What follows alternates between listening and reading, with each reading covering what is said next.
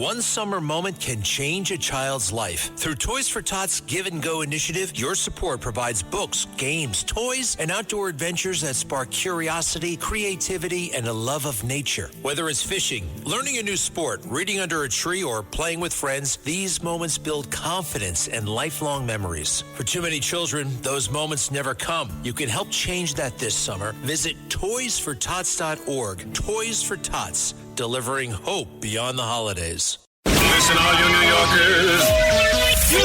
Taxi. Okay, man, we're looking around. This is the 77 WABC minicast. Sunday morning, 4th of July. Let's go to Israel. And what is today is Ambassador Mike Huckabee.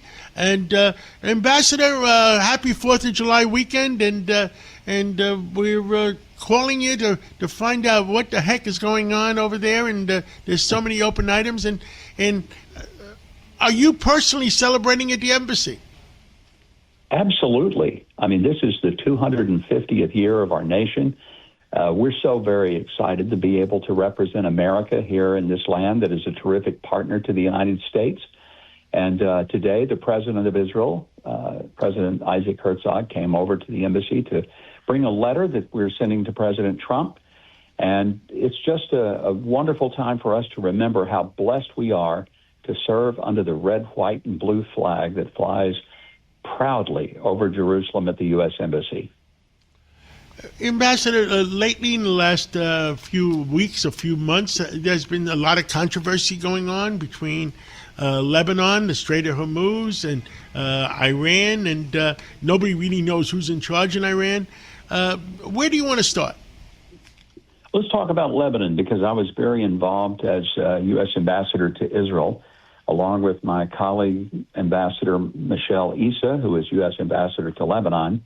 And we joined with delegations from both Israel, Lebanon, and the State Department, and over 5 different sessions of peace talks, were able to put together a peace agreement between Lebanon and Israel that is truly historic. And it's something that every American can be proud of, because for the first time since 1955, the government of Lebanon is now recognizing Israel and its sovereignty. Israel and Lebanon declare they're not at war with each other. Israel declares it does not want to annex any of Lebanon. Lebanon declares that not only is it not at war, but its real enemy is Hezbollah. And that's a big thing, John, because it puts this in the right perspective. It really puts the focus on the bad guys. And what we're seeing is the opportunity to move toward normalization between these two countries.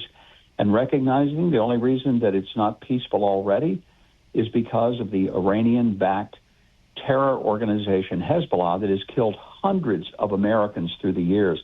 So if Americans say, well, Hezbollah doesn't affect me, actually it does. Hezbollah is in 12 Western Hemisphere nations, but never forget it was Hezbollah that killed 240 Marines in 1982 in Beirut. They're a horrible organization of nothing but terror.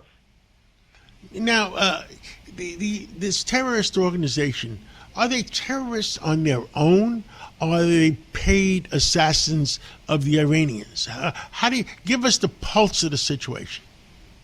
Well, they're unquestionably an arm of the Iranian regime. They have been a proxy for Iran forever, just as is Hamas and the Houthis. It's one of the reasons that stopping Iran is more than just getting rid of that regime, but it also is standing on the oxygen hose that feeds Hezbollah, Hamas, and the Houthis. So it's why that, again, many Americans don't get it. They think that this is a Middle Eastern problem. It is a global issue, because these are people who threaten and who kill people all over the world, including U.S. citizens. Understood. And the same thing, same question with Hamas. I mean, the Iranians, by opening up the spigots and having $100 oil, we made them zillionaires again. And when they hired Hamas, they paid those families to go in and kill the Israelis. Was it Hamas didn't do it voluntarily? They got paid for it. How do you got to give the American people how your gut feeling is? I think, John, I wish more Americans understood that what Israel does when it stops Hamas, Hezbollah, or the Houthis, it's stopping them at their front door so they don't come to the U.S. front door. The Iranians have said for 47 years, death to America. They burned our flag. They took our diplomats hostage at the U.S. Embassy in Tehran in 1979 and held them for 444 days after blindfolding them and frog marching them across the grounds of the U.S. Embassy. This is an evil regime. They're not a normal government. They're not normal people. And that's why when they make threats for 47 years that they're going to kill us, and by us, I'm talking about Americans, we need to take them seriously.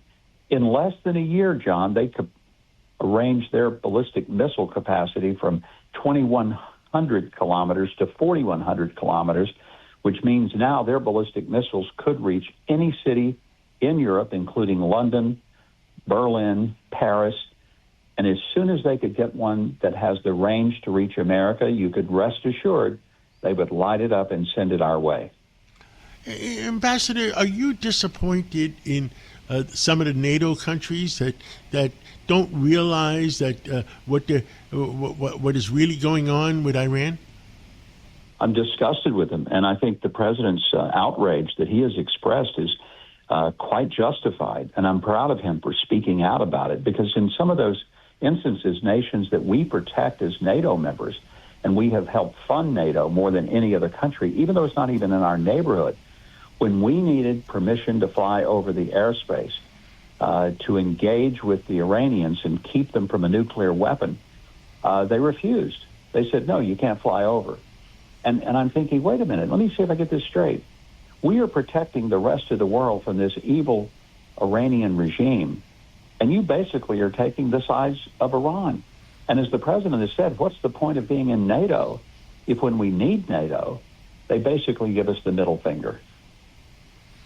You're absolutely right. I will never forget what happened with Turkey. What was it, 20 years ago, 30 years ago, when we wanted to fly over Turkey to get to Iraq, and they gave us the middle finger.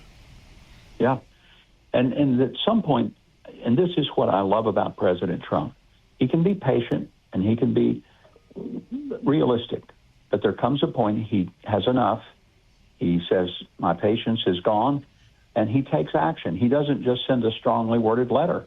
He cuts off funding. He just makes decisions. He pulls military assets from countries that treat us like unwanted relatives that won't leave after Thanksgiving dinner. And I'm grateful for that. It's the kind of president that we need, that doesn't put up with this nonsense from people that are supposed to be our friends, but they treat us like the enemy. Absolutely. Sunday morning, 4th of July weekend in the States. What other areas? Iran. How many people are theoretically in charge? Is it 2 different sets of people, 3 different, 4 people? I mean, it's like asking about the United States. Is it Gavin Newsom in charge or President Trump? You know. I think there's clearly at least 2 factions in Iran. There is a faction that believes that it would be in their best interest if they started making some compromises.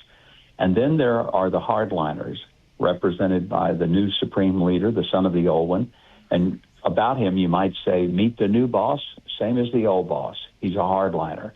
And those are the people who don't want to make any compromises whatsoever. They want to maintain nuclear ambitions, and they have every intention, no matter what they say and what they agree to, they have every intention of using whatever weaponry they can find to kill the people that they consider to be infidels. This is not a democracy. Iran is a theocracy. They believe they are under divine mandate to wipe out everyone who does not bow to the Shiite form of Islam. And when you understand that, you have a better realization that trying to talk them into something is never going to work. It's just a noble effort, but probably one that is not going to result in resolving this issue or their aspirations to kill every last one of us. Understood. Anything else you want to say to the American people that are listening today? Well, I want to say God bless America. You know, John, I grew up a kid, dirt poor in southern Arkansas, and nobody thought I had a shot at anything. I'm the first male in my family to even graduate high school. No male, as far back as we can trace, had ever gotten out of high school. And I would say, where else but America could a kid like me end up governing a state for almost 11 years and then having the privilege of serving President Trump in the United States as ambassador to Israel? I love America. Every day when I drive up to the embassy and I see our flag, and I'm reminded what a blessing it is to be under the red, white, and blue.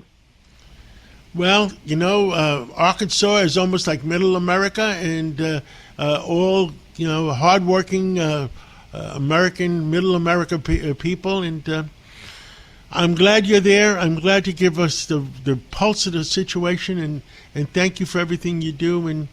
And hopefully we'll catch up again real soon. I hope so, John. Happy 250th to you and all your listeners. Thank you. We are celebrating. Thank you so much.